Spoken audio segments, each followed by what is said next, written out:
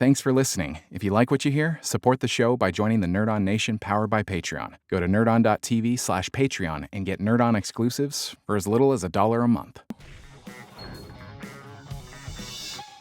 What's up, everybody? Welcome back to Nerd On, the podcast where all levels of nerd are welcome.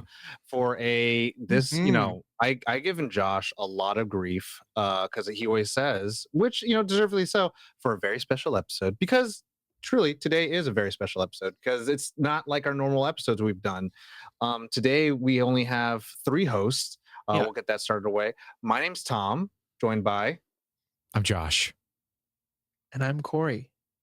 And today we are talking about the market, why it's so super saturated, and the what are we doing? Market, not the NASDAQ and the Dow Jones. The market, not my OnlyFans feet market. And now either. for something completely different, we became finance bros, and we're here. And we're going to tell you how to manipulate and day trade.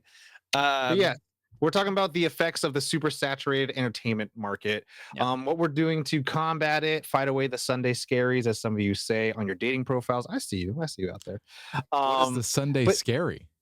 But the week's about to start, and so on Sunday you get really depressed because you're about to start your work. That makes sense. But then a lot of people, a lot of like hot, sexy people out there will be like, "How I fight the Sunday scaries," and they post a picture with their dog, and I'm like, "Oh, that's very sweet," Yeah. How I don't think about how depressing and how crippling the U.S. work system is. I go to the park with my dog. The entertainment industry. Speaking of. But that's why we're talking about the super saturated entertainment market, and that's our Sunday scary. It's like there's so much going on. There's like, we all know it. There's a TV show, a movie, a franchise, a video game, a book series that we haven't caught up with. We're like, the listeners have asked us to watch certain shows, certain animes, and play certain games, and we're just like, the cost is there, the time to go to the movies. It's like also like, and by the time of this recording, we've seen that movies go and leave certain theaters, and with like popular demand come back. Some of us are in different parts of our career, some parts of in family making. It's hard. And so like, the logical leap is that there's audience members who know exactly what we're talking about. And there's a chance for us to talk about it, share what we've been doing, and then ask you guys what you guys have been doing. So let's break it in. I mean, there's so much. How are you guys? Break it down. I mean, look, 2 kids, it's hard to watch shit. But even before that, I remember when a certain company announced that they were releasing like 6 different TV shows that all tied into their film franchises that you had to watch in order to understand their film franchise references. And I feel like that was a jumping off point for this. Like, we were already kind of getting into the area of, there's that meme about the streaming company, like, you were just supposed to destroy the cable company, not become them. Like, it's unreal. How proud I was when I was like, we're cutting our DirecTV subscription. And now we're paying guys. Just like, now that they're cracking down on password sharing and stuff like that, which made it great in the first place. Man, I mean, Tom and I have this thing where I think we each have jokes about like 2 or 3 different shows that each of us have wanted each other to watch for like 3 or 4 years, but other things just keep popping up that we watch, and they're on the backlog. They're there, but it is so hard. It's almost like, I don't know if you guys feel this at all, and I'll pass over to this. The decision paralysis when it comes time to like I have a minute to watch something. Fuck. What do I watch? Yeah. And when they don't have a trailer, I get so mad. I'm like, I'm not watching your show. And I also hate it when your trailer just doesn't tell me anything. And I'm like, you basically just cut all of the cool shit. Now I don't even have to watch it. Or when they break down the entire thing into the trailer, and you're like, I really don't have to watch it. Hey, Ari Aster had nothing to do with the Hereditary trailer, okay? That's all the trailer house. Hey, David Ayer had nothing to do with that Suicide Squad trailer, okay? That was all the trailer house. Yeah. Totally. Absolutely. Josh, how are you, man?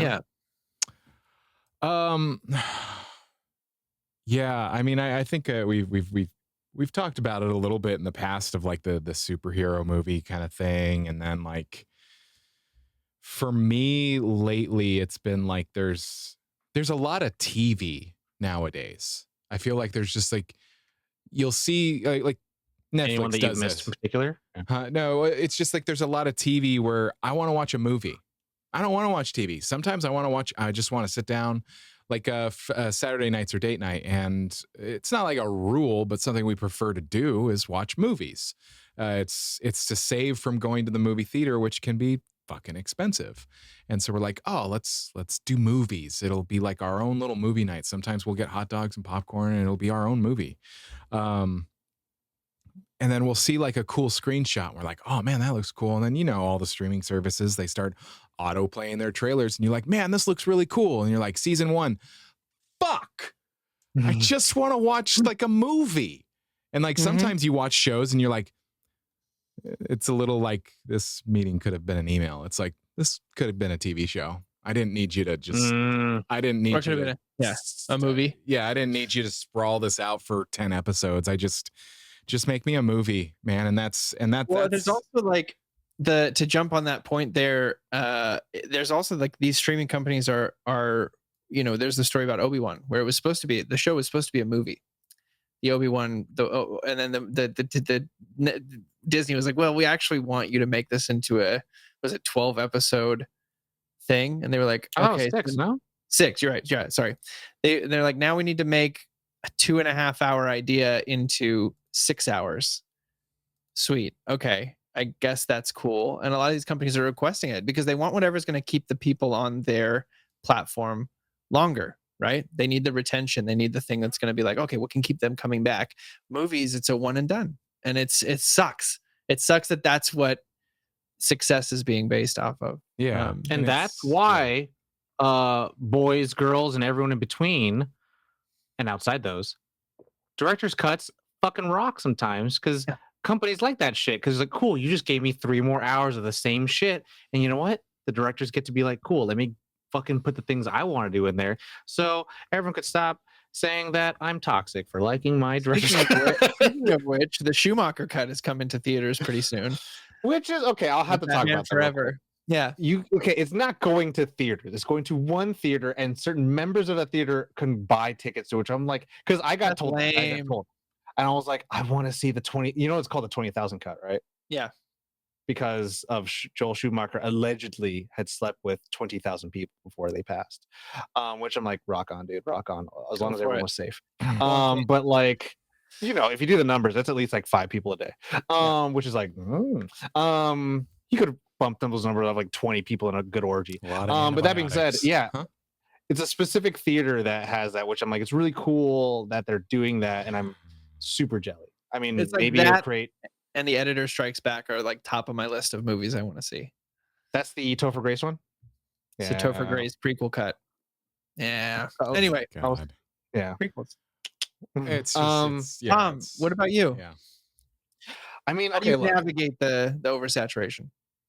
Look, Rings of Power, Wheel of Time, Better Call Saul, how much Andor, there's Severance, there's so many shows. Are incredible though. I mean, I'm a big Vampire Diaries fan. I haven't watched any of Legacies because I'm like, oh my god, it's another thing. And then like, what, they're gonna do another King of the Hill soon at some point, and it's like there's so many things, and also just the anime, just so much anime. And like being a TV Academy member, I have to have watched all this stuff. I've never watched a full season of Always Sunny, and it's like, oh, a chance to catch up and stuff like that. And yeah, you know this, don't lie to me, you know this, you've been knowing this. I've watched like the first 4 episodes, and I've watched Hero or Hate Crime. I like that you've watched Always Sunny, but none of the ones with Danny DeVito. Hero or Hate Crime is Hate Crime is with Danny DeVito. Oh, that's you only watched the first 4 episodes of season 1. Yep, where they have flip phones and they're college campus. There's no Danny, not yet. But I've seen Hero or Hate Crime. Okay, and I get it. So anyways, yeah, I mean, there's so many things to. Also, there's movies, right? It's just like. I do a letterbox and I log every movie. Last year I watched like over 180 movies. That's like almost a movie every other day. Which some people are like, that's nothing. I'm like, shut up. You don't like movies anymore. I promise you, you hate them. Like, it's so hard to keep that in touch. And I think that's a big factor of it all, is like this fatigue of keeping up, feeling like it's homework. And it's hard to like spark that joy. You know, I think there's a little bit of that analysis paralysis of like, there's so many things to do. A lot of my friends want me to watch this thing. We all missed the water cooler conversation. We missed that kind of carnival that Scorsese said that Marvel films were. And like even his films were called carnivals because they were these events. And we all could talk about it the weekend after. But now with video on demand and streaming, it's just like, well, it's all there all the time. Which one you want to do? And I've given so much shit to people who like say like, oh, I just go back to watching Friends, watching The Office, because it's simple. The decision's there, and I usually tell them they're weak and they're cowardly for those things. But like I get it, because it's like there's so many options that you just like need a quick and simple, easy answer, because like you do want to disconnect and turn off for a second. But to answer the question at large is how I've been doing it. Funny enough, in most recent, and my answer will change from like a month from now, but there is an actor. I know them better for their Vines, but their Vine name and online name is ProZD, aka Sungwon, who's an actor. And he would just like during COVID would do all this like random videos of like, I'm gonna try every flavor of Pringles. I'm gonna try every Pop-Tart. And then also he's like, these are my favorite animes. This is my favorite, and then because of I watched just one of his videos and I was like, oh, I'll just go watch this one show I never got a chance to watch. And I was like, oh, this is really good. I was like, cool. And I'm done. And I think there's something to that. You felt that same way with Bakano, right? No. I'll be 100%. I know. I'll be earnest about it, because I never heard of Bakano until you said it. So like, it's one of those, there are known unknowns. And there are unknown unknowns. Where I'm like, I think he did have Bakano on one of his lists, because it's good. I think it was one of like, he said it was like one of the top one season shows or something like that. No, yeah, I think there's something to it. Like, I don't know about you guys. Do you have like a backlog of things that you were wanting to watch or wanting to get to, or is it just like tune it out until something catches your eye? I literally have a list on my phone. Go ahead, Josh. I was gonna say, it's like we'll keep a list that we're like, oh, we got to remember, oh, that show's coming back, oh, that thing is, oh, that looks really good, that has that actor we like, or oh, that just that looks fucking, it's like there's certain things that we're just like, okay, keep a list and we pay attention to it. Sometimes like right now, this week at the time of recording, like for some reason we're watching all of the X-Men movies, and it's just like, it's an easy, that's like fun. Oh, we want to do that thing. But any shows that have come out over this past week, it's like, we know, oh, okay, cool, that's all backlogged, and it's like, okay, cool, that we'll go do that. But it's, yeah, there's a lot of like, there's shows that people have been like, hey, have you seen this, have you seen that, have you seen that? And I'm like, sometimes I get a little like, I'm not like pissed off, but I'm just like, no, I haven't seen it yet. No, I haven't seen it yet. Or I'll watch the thing that people want to watch or want me to watch, and I'm like, why does everybody like this? And it's just like, because they've never seen a short white guy get angry in a kitchen before. I think this is another thing too. There's two things I want to throw out there where I think it's easy to default to the things we like and the things we trust with our limited time. I think one of them is that when things are difficult right now, the economy's not great. We're all in creative fields, so it's a bit stressful. Our 9 to 5 isn't really a thing. And so when we get free time, and I'm just speaking for the three of us here, this could be different for other people, but all my buddies in the creative field as well, our free time is very precious. And so when we feel like we're taking a gamble on something and it turns out not to be good, it stings all the more, because you're like, I had these 4 hours, this much time. Yeah, like I had these 2 hours to watch this thing. And for me personally, even when I don't like things, I'm glad I saw them. But that is my my idea of making that decision. It's like, what if I don't like it and my 2 hours are gone? For example, I will totally honest. I saw Friendship the other night. I didn't love it. And going in, I felt that. I was like, I'm nervous. What if I don't like this? And then I didn't, but I was glad I watched it because I was like, well, now I have part of the conversation. I have something to say. You know what I mean? Like I can discuss with people and all that kind of stuff. I think the other thing is that prevents me from taking that leap 90% of the time. Not that this takes it, but 90% of the time I don't choose something new because I'm like, I just have an hour or so. A lot of shows that I have fallen in love with and really enjoyed get canceled because streaming services can do that because they don't care. A lot of the time they want one season of a show to get people to watch and they go, great, next project. What do we got? We got some subscribers for that. Let's move on. And we have these titles because nothing generates revenue on a streaming service. Like these shows don't necessarily make money themselves, you know, unless they're the like biggest thing on that platform. It's so easy to be like, well, we don't want to pay the writers more for a season 2. We don't want to pay the actors more for a season 2. We don't want to bump everyone's salary when we could just make a new show and have everyone back down at the base pay again and make that margin this much bigger. And it's happened with a lot of shows I really liked. Say what you want about The Acolyte. It was cool.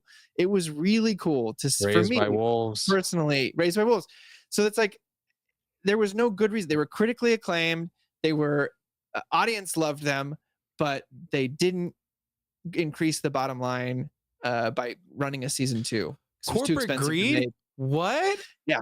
What? So those are I don't know if you guys agree with those two analyses for that. I think your observation is very logical and it makes sense. I think it falls in line with a lot of people. There's something with me though, and I think it's honestly like every couple of months, several months, I always just think like maybe I'm a psychopath. Maybe I'm a little bit of a sociopath because there's part of me that like to Corey's point of like when I watch something and I don't like it, first thing I say is just like, I don't want to hear nobody fucking give me no shit. I saw this garbage fucking piece of shit ass movie that they love, man. Fuck that. And then it's like, if anyone has anything bad to say about anything I like, I'm just like, no, I see what you like and you like shit. So don't you fucking talk to me. But that's what I mean. That's how I feel after I do it. It's just that thought of going in of like, oh, I'm going to waste my time. But even when I don't like it, I'm like, well, now I'm in the conversation. Well, I've seen it. I've seen your thing. I can go back to watching my thing. Well, yeah, but like it just like affirms my like understanding of people, right? Because like to the point, these are the recommendations, right? Yeah, like and there's sometimes some things I watch completely completely organically where I'm like, cool, no one told me about this, no one referred me to this, I'm just watching this out of the pure like curiosity, and I'm like, oh, this is interesting, it feels good, it feels okay. But when someone like recommends it to me and they're just like, oh, it's the second coming of Jesus, oh, it's so fun, if you don't like this, you don't like fun, then I'm like, shut the front door. That's how I did. You don't like Andor. I'm so sorry. You don't like fucking The Rock punching torpedoes, get the fuck out of my face. Like, you know what I mean? So like, yeah, sure.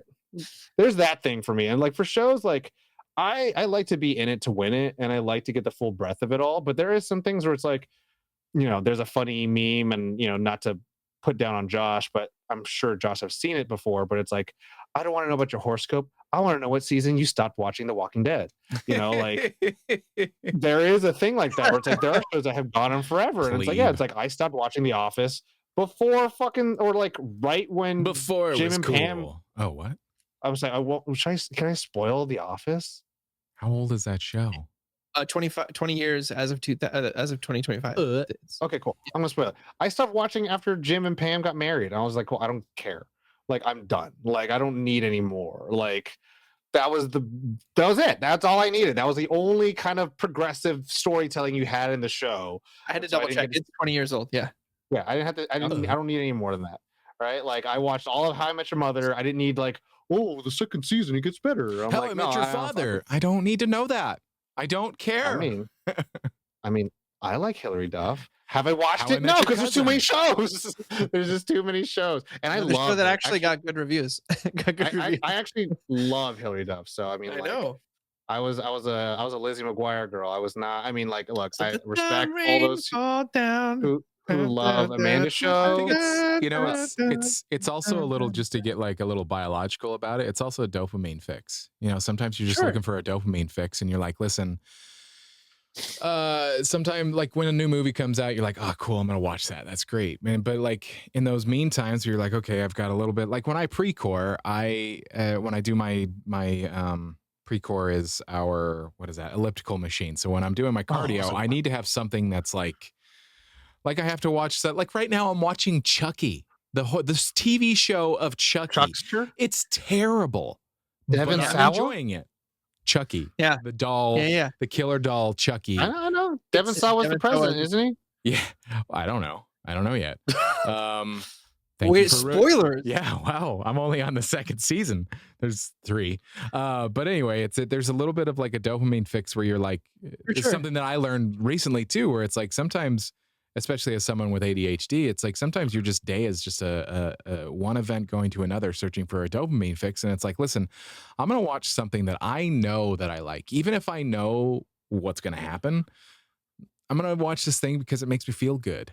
And I'm not going to spend time trying to like be like, oh, do I like this? And the other thing too that I experience a lot, and I don't know if this is me being a psychopath, or maybe I've been doing this too long, or I've been an artist for too long. I'll watch something and I'll figure it out like within a few minutes. And it's like, oh, it's a twist. And it's like, I'm pretty sure that the girlfriend's involved with the bank robbing team. So now he's in love with her. And then he's going to find out that, oh yeah, I hope they don't do, oh, they did it.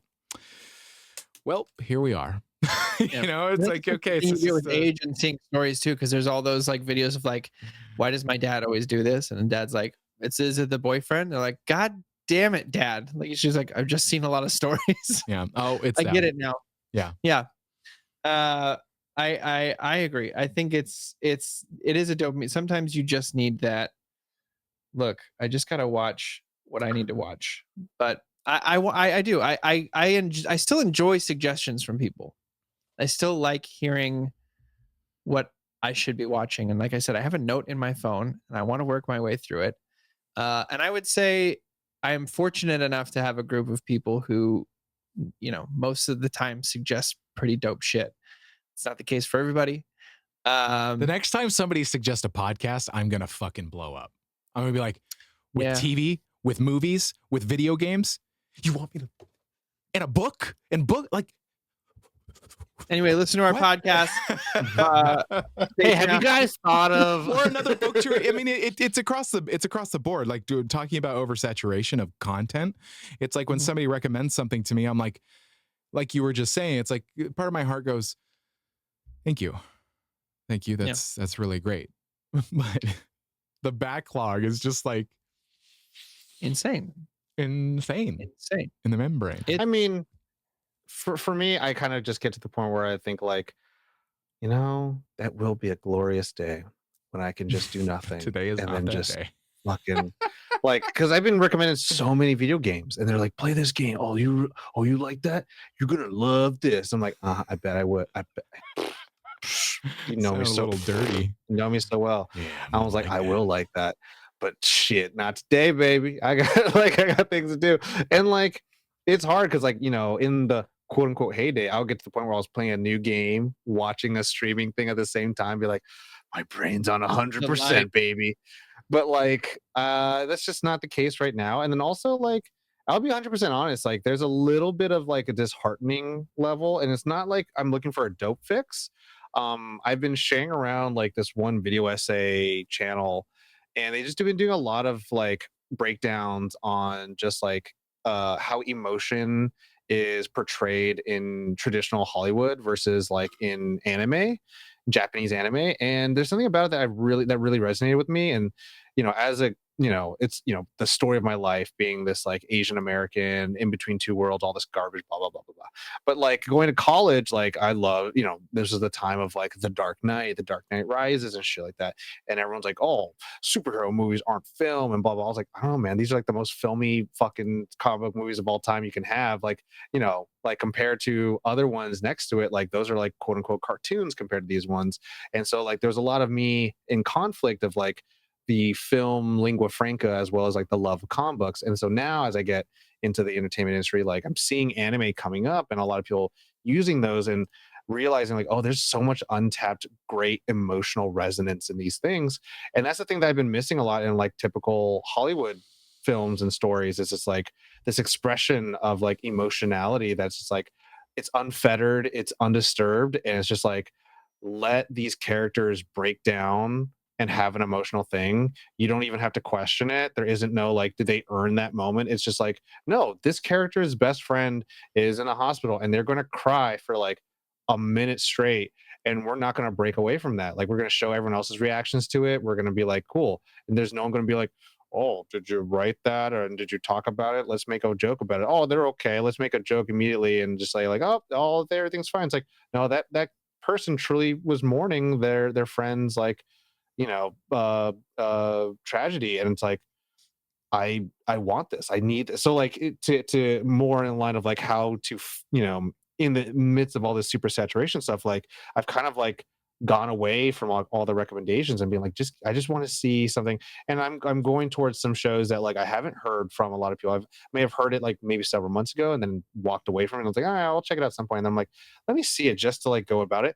And I've like finished like 4 anime shows in like the last month. And I was just like, I'm going to go and devour these things. And it's like, it's really good. And it's like, people are genuinely caring about each other. They want the best for each other. They're not trying to be smarter than each other. They're not trying to like seem that they're hiding their emotions from each other. And it's like, and I think a little bit to Corey's point, it's like time is hard and life is really difficult right now, but it's like, wouldn't it be nice to just see some visual representations of people acknowledging how difficult life is and everyone trying to like champion each other and everyone wants the best for each other. And I'm like, that's what I kind of want right now. And so that's a lot. You get a lot of that in anime. British Bake Off, baby.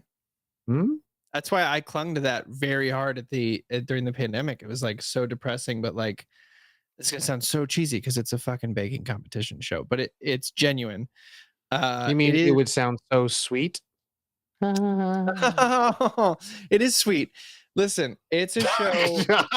Josh Barry can't find more hand to bury his face in. It's just the icing on the cake. This is like, oh my god, this show. There's a lot of layers. There it is. That's what it is. Oh, it's very fruitful too. Oh gosh. Yeah. So, but like, it's a show. It's a competition show, and I am raised in the age of reality TV in America, where everyone is like Survivor. People are like backstabbing each other, fucking each other over anything to get a leg up on something. And along comes Great British Bake Off during the pandemic, and it's everyone in that competition genuinely wants to see everyone else succeed and compete at their best, right? There's a few moments like this, but one that stuck out to me and like hooked me in the show, forget which season it is, but someone's bake goes wrong, like something falls apart, and other people have already finished their bakes, and instead of just being like, that sucks, they all start coming over and like remaking the batter with him, or I think it was with her, and like, what do I need? They're like, what do I need to do? How can I help you? These are other contestants who are competing again. Like, they did everything they could to come together and make sure they have no value in her winning. Yeah, they were just like, we want everyone to be, it's almost like if we're competing, everyone should be competing kind of thing. It's a warrior's pride. Yeah. And it's your best. It's so, there was an interesting study. This is a little side tangent here. There's a show called Taskmaster in the UK, which another one that I won't recommend. No recommendations here. But it's another one I watch a lot. Have you heard of the show? It's an easy one. And it's one I returned to because it's the same thing. They tried to do it in the US, and the comedians were so focused on winning the tasks rather than doing what honors the show and what the funny bit is, and like what would be the funny, what would honor the storyline of this. And so it was canceled after one season. So it's just like, there is that piece that's like, I enjoy the stuff where people come together and want to compete and want to do their best. Much kind of like the anime thing, where it's just like, let's just like come together and make something and make sure it's honest. And that's it's kind of what I was like, my next thought about like what we're taught, the grand scheme of what we're talking about, like oversaturation. Something I'm finding myself a lot more recently being really attracted to is noticing the art of it and noticing like somebody took pride in making this, or like, I feel like it's very far and few between where you're watching something that you feel like somebody really like there's some oomph to it, instead of it's, oh, we're just pumping out content, we're just pumping out something. And it's just like like it's not a like a perfect movie, it's not by any means, but like the Fountain of Youth, that's that new Apple TV show, we watched it and I was like, this is fun. It's just fun. It's just a fun movie. I don't need it to, but it looks like there were some scenes that we were like, oh wow, that was all practical. Oh my gosh. I'm like feeling that with the studio big time. We were talking about before this show, you were talking about Stanley Kubrick and like just stuff things that used to be done for filming, that it's just like because it was art. It's an art form. It's an art expression. Form. Artists, like actors, anybody involved in making something, it's like it's an art form that you have collected and you have this that you bring to it. And so it's like when I'm watching something, sometimes I'm just like, oh, man, this was just content to you. I want not to sound pretentious, but I'm like, I want film. I want an experience. You've made a product, not an art piece. Yeah. Yes. Yeah. And I'm gonna fight against like everyone who thinks it's like, oh, you want cinema and not movies, or you want blah blah and not content. And it's like, and I've said it online a lot of times for anyone that listens and follows me. It's like I just like vehemently like, look, there's nothing wrong with people who content creators. Like podcasts inherently are just content. And like there's a lot of things online that are content, but it's like if you start putting intentionality, then it starts becoming more than that. And I think when like you start reducing everything, dude, I'm gonna start like touring my content. Like, what the fuck is it? It's like, is it photography? Is it like pictures? Is it no? It's music. It's like, then you fucking touring your album, you asshole. It's like, cool, I'm gonna sell this $500 million content. It's like, you mean like a picture deal with the studio? Like, when you start just contenting everything, then everything means nothing, and then nothing is everything. And it's like it just becomes this replaceable, like just disposable garbage. And then to Josh's point, like you start like losing the meaning of it. Like, and that's again, I've argued so many times with people. It's like, but what does it mean? What was the point of this movie? What was the point of the show? And it was like, it's because of dinosaurs. Then it's like, then that's why all the fucking sequels suck, because they have more dinosaurs, but it's about nothing. And it's like, and you guys can't figure that shit out. And you realize like that's why there's this oversaturation, because there's just so much shit. They're not even throwing spaghetti at the walls. Just like, they're throwing do the thing, and you're like, I want something good to watch. That's why Jurassic Park 3 was better than 2. It's because they're throwing dried noodles to the wall. Of course, they're not sticking. Right, they're breaking the noodles and then putting it into the water, and then all Italian grandmas are crying. But it's like, to that point, like, and I think I said it in my my top videos or movies I watched on our YouTube channel, because I did a breakdown of like, cool, these are like my favorite movies I watched, and like I gave extra points for movies that came out in 2024, but there's some movies that didn't come out in 2024, and I was like, these are like standouts. But again, at the end of it, the thesis of it all was like, I watched like over 180 movies, but I would trade all of those for like 5 movies that were as good as like Anora.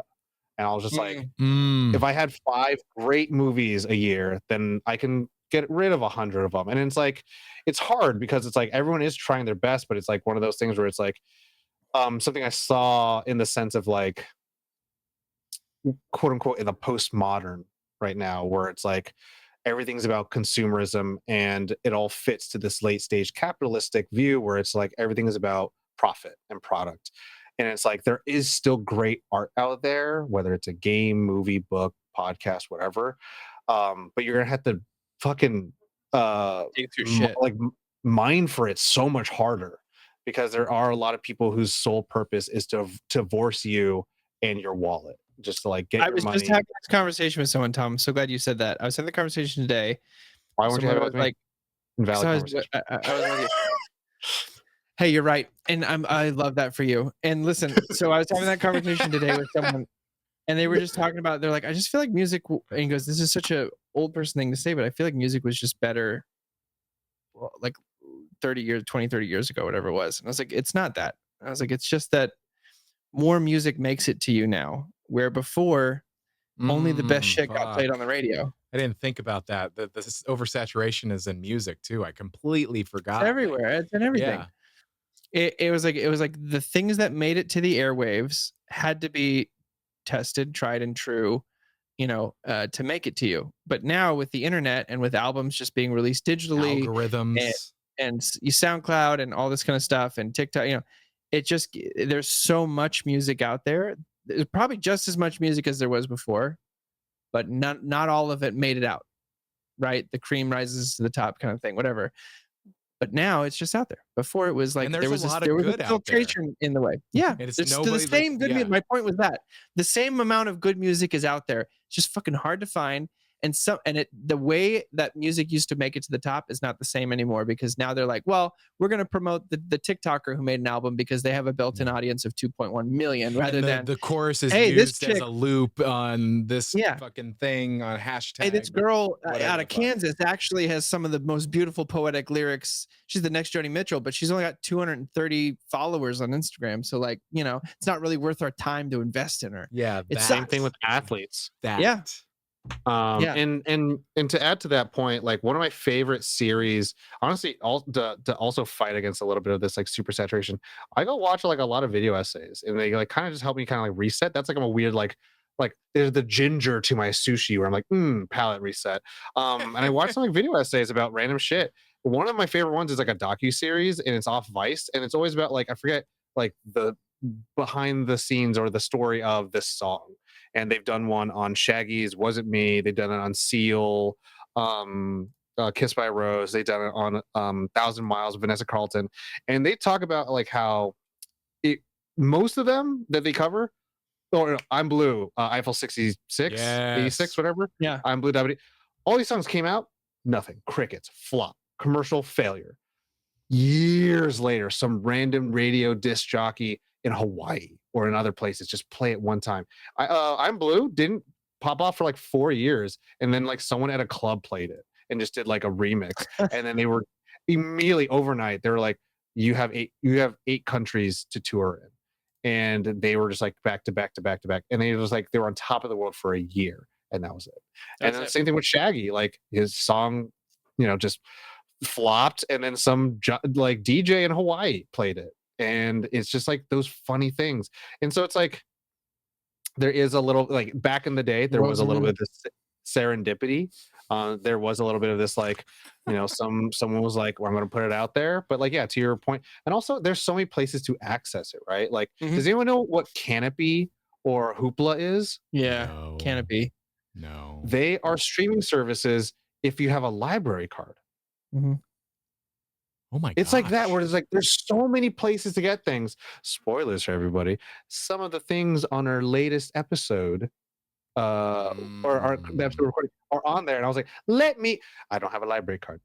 Well, I could have given it to you. It's fine. But I was like, it's like stuff like that where I'm like, wow, there's even more places to get the thing.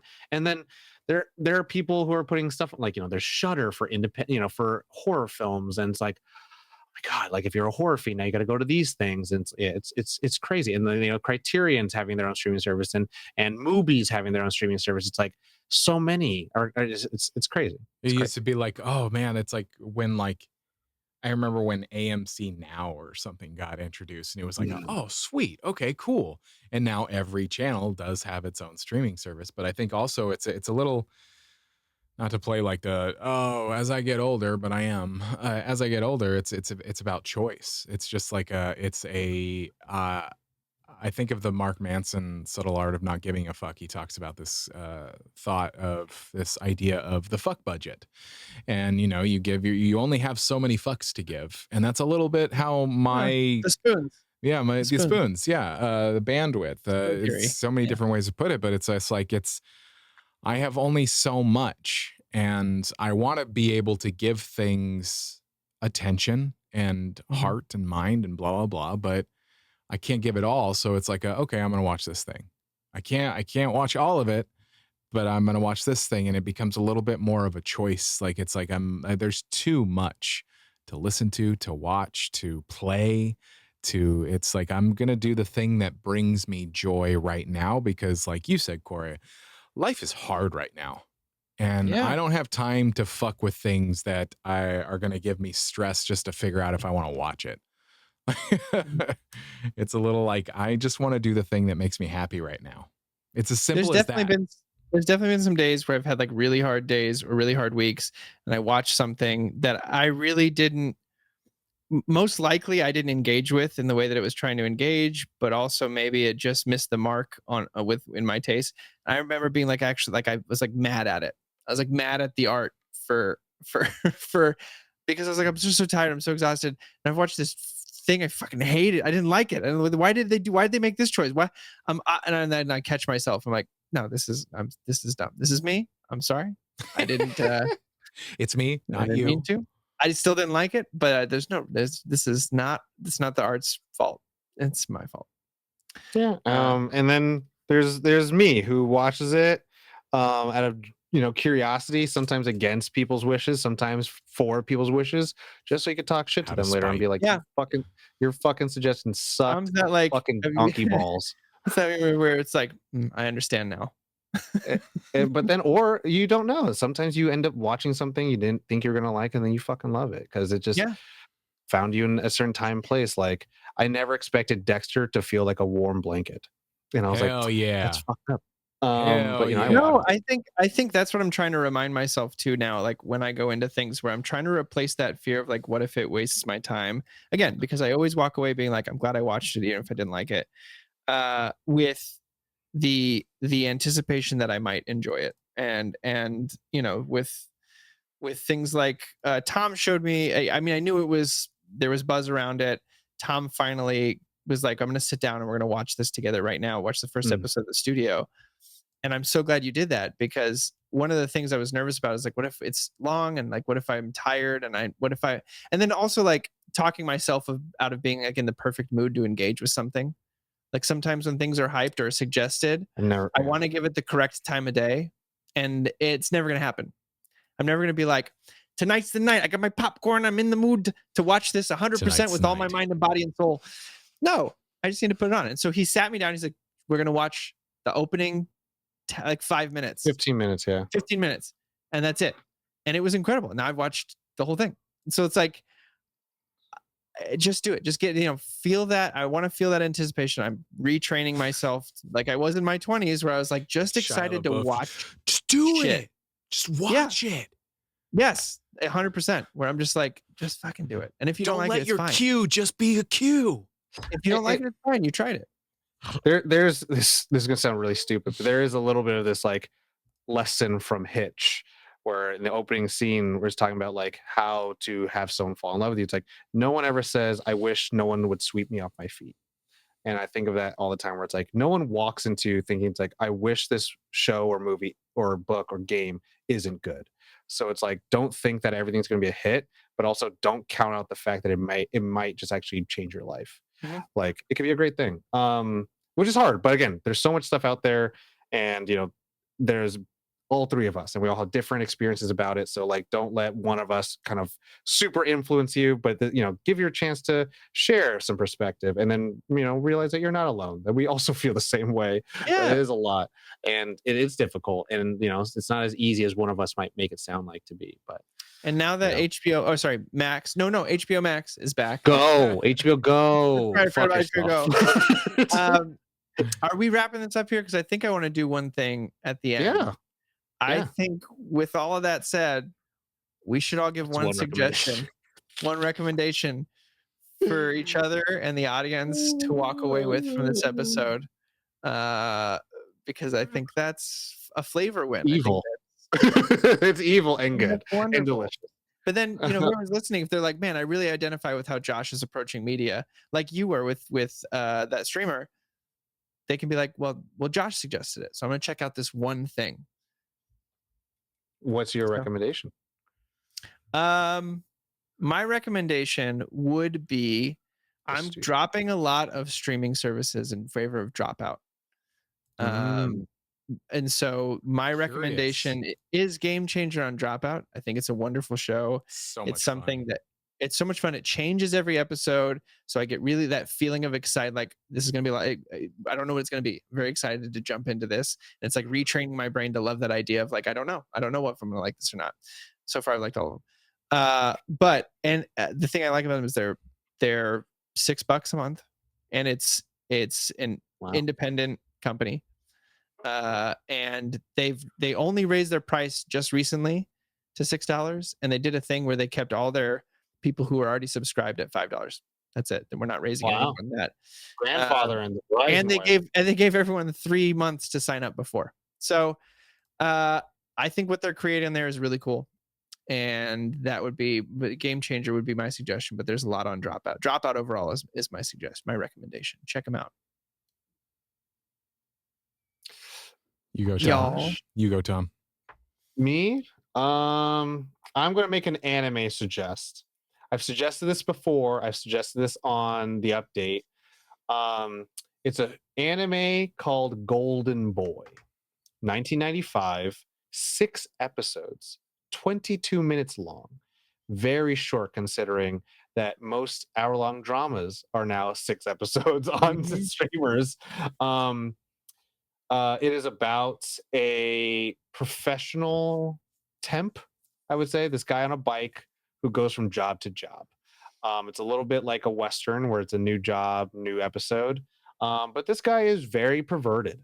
This guy is a perverted guy who sees hot babes everywhere he goes. And even though they're all hot and he sees, how hot they are, he always like, I have to look away. But what if she falls in love with me? That kind of way. But every single thing he does, he kind of ruins the workplace because he's kind of stupid, but he has such a heart of gold that he ends up leaving every place better than how he found it. And everyone's like, wow, that guy's great. And there's a narrator at the end who always says, maybe one day he'll save the world. And it's like this really silly, stupid, but heartfelt thing. It's like a very horny show. So if it's not your thing, it's more than that by the 5th episode. But more it's than Gurren Lagann? Yeah. And at least for me, I think it's more because there's actual nudity. And it's actual, you'll see actual, suggestive stuff. But like it's so silly, and the voice acting is really funny and dumb. Like do the dub version, and it's so like there's a level of comedy that like I don't see often anymore, where it's just like we're gonna hear sounds, we're gonna see people's reactions, and we're gonna wait till the very last moment to show you what they're looking at, and then when you see it, you're just gonna like burst out laughing because it's so pathetic. I'm writing it down right now in my notes. You can watch it on Crunchyroll, but not that it's the most above board way to watch it. There are other places you can watch it. Sure. Just saying, because that's what all people who watch anime do. But yeah, since the dawn of time. Since the dawn it happened. There's a new trend where it's like a green flag to have a Crunchyroll account, which I thought was really cool. So it's what?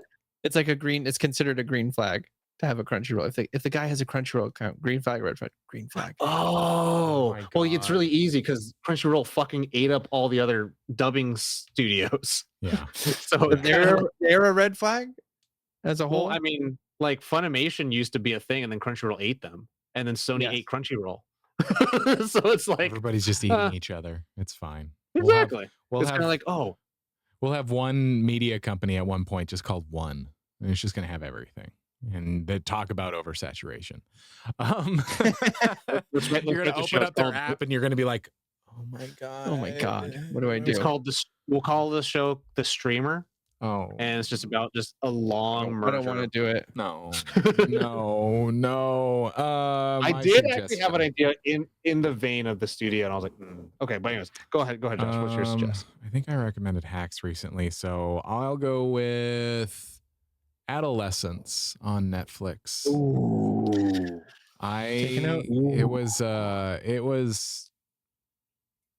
That was art in the sense of like it was incredible to watch as an actor and as a filmmaker. I'm like, there are some scenes that I was like, Whoa. And I'm like, You know what this show is, Corey? No. 4 episodes. British TV. All shot as one takes. They're all one takes. Speak my language. And what's crazy about, so speaking of like going back to my previous point of just like, you know, watching something and appreciating what they're doing, like to make something. I think I was fucking venting to Tom the other day.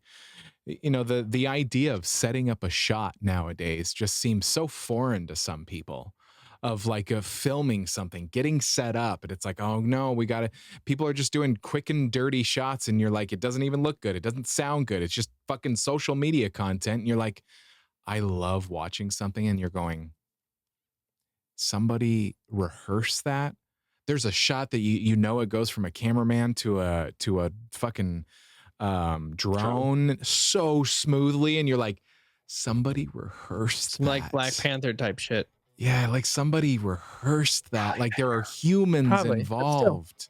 And both are impressive. So adolescence is, and the acting, there's some scenes that you're like, damn. Especially with a one shot, you're like, they had to get that. They had to get that. It's like, oh man, it's good. It's good. Cool. Just art. There it is.